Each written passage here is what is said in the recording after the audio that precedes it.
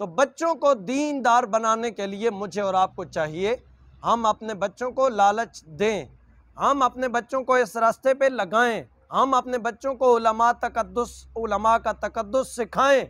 आज अगर नहीं बताएंगे तो कल हमारे मुआशरे में जैसे सूरत हाल है, इमाम साहब मेन दरवाजे पे पहुंच चुके होते हैं तो पीछे से आवाज़ लगती है, इमाम साहब ज़रा रुक जाएं, एक मसला बताते जाएं।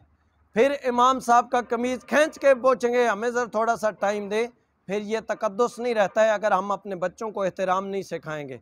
फिर मस्जिदों में शोर होगा, फिर अपनी गपशप होगी, फिर सियासी और बैलों की दौड़ के बारे में मस्जिद में गुफ्तगू करेंगे हमारे बच्चे, जब उनकी तरबियत हम नहीं करेंगे।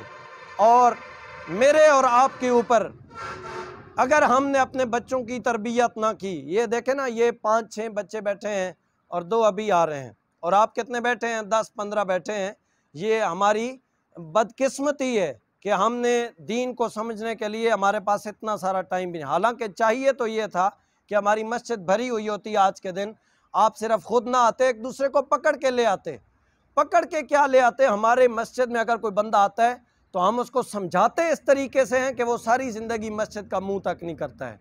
तो आएँ अपने बच्चों को मस्जिद का तकद्दुस सिखाएं। अगर उनको इस बिलालाबाद की मस्जिद के तकद्दुस का ना पता हुआ तो बताएं फ़लस्तीन में किबला अव्वल की हिफाजत और उसका तकद्दुस इनको कौन सिखाएगा, जब इस मस्जिद का इनको कोई पता नहीं है। तो अपने बच्चों को मस्जिद का तकद्दुस सिखाएं, उनकी तरबियत इस अंदाज से करें ताकि हमारे बच्चे नमाजी बने, और जब हम इस दुनिया से चले जाएं तो वो नमाज में तशहुद में बैठ के ये कहते रहें, रब्बना इग़फिर ली वलिवालिदैया वलिलमुमिनीन यौम यक़ूमुल हिसाब। या अल्लाह मुझे भी बख्श दे, मेरे वालिदैन की भी बख्शिश फरमा, और मेरे जो अहले ईमान भाई इस दुनिया से चले गए, या अल्लाह उनकी भी बख्शिश और मग़फ़िरत फरमा।